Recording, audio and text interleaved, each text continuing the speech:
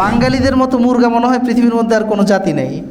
চিনির দাম কেমনে বাড়লো ভাই? 50 টাকার চিনি কত টাকায় খান? 150 টাকা, 160 টাকা, আছে না নাই? তারপরে এই যে আটা, যখন চালের দাম বাড়লো বুঝলাম 24 টাকার চাল ঠাস করে 54 টাকা 50 টাকা হয়ে গেল। এরপরে দামি চালের কথা বাদেই দিলাম, এটা হলো নর্মাল চাল, পাইজাম আটা, যেটা মোটা চালের ভাত সাধারণ পাবলিক কিনা খায়, সেটার কথা ধরেন আপনি, যে এগুলোর মূল্য ঠাস করে ডাবল হয়ে যায় কিভাবে?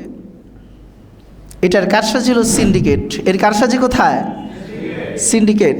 সয়াবিন তেলের দিকে তাকান, 80 টাকা 100 টাকার সয়াবিন তেল কত টাকাতে কিনা খাইছেন শেষমেশ? 250 টাকা হয়েছে কি হয় নাই? কিভাবে এত দাম বাড়লো? বাঙালিদের মতো মুরগা মনে হয় পৃথিবীর মধ্যে আর কোনো জাতি নেই।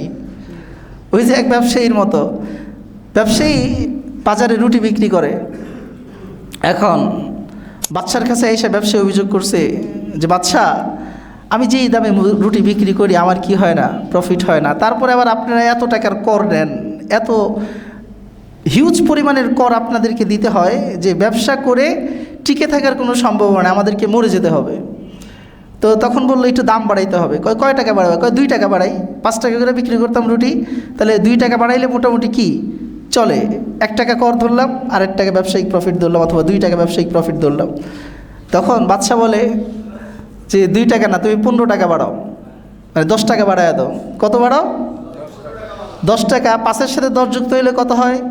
কথা কয় না, কত হয়? 15। তো 15 টাকা বাড়াও।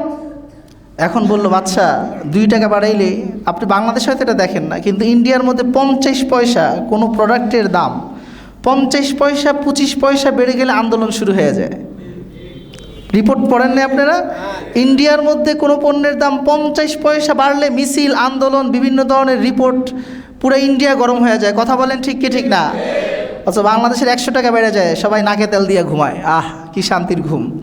খুব ভালো, এটা খুব ভালো। এই জাতির চেয়ে ভদ্র জাতি পৃথিবীতে আর না। এবার আসেন, এই যে 5 টাকার সাথে 10 টাকা বাড়াইলো, ব্যবসায়ী বলতেছে বাদশা 2 টাকা বাড়াইলে জনগণ লাঠি লয়ে পিটাইতে আসে, আপনি কইতেছেন 10 টাকা বাড়াই দিতে। হ্যাঁ রে, 10 টাকা বাড়াইলে দাম হবে 15 টাকা, তখন জনগণ তোমারে পিটাইতে আসবো এবং আমার কাছে বিচার নিয়ে আসবো মহারাজা, আমাদের সম্মানিত ব্যবসায়ী কিংবা দুর্বৃত্ত ব্যবসায়ী, যেই শব্দই চয়ন করুক না কেন, পাবলিক তার পছন্দ মতো শব্দ চয়ন করবে।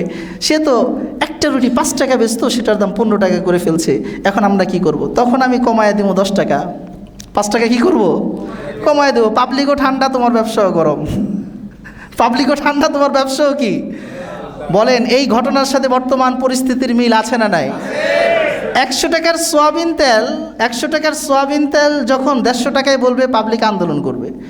এখন মজুদদার চিন্তা করলো সয়াবিন তেলকে স্টক আউট করে দাও, বাজারেই আউট করে দাও, কৃত্রিম সংকট তৈরি করা হলো। হওয়ার পর কয় এটারে তো 180 টাকা বেচতে হইব, তাহলে বেচতে হইলে 180 যদি প্রথম ঘোষণা দিই তাহলে তো বেচতে পারবো না, কারণ আন্দোলন হবে, রিপোর্ট হবে, সাংবাদিক আছে, বিভিন্ন ধরনের তথ্য উপাত্ত পত্রিকা সব গরম হয়ে যাবে, নিউজ পেপার পোর্টালগুলো পুরো হট কেক পরিণত হবে। তাহলে কি করা যায়?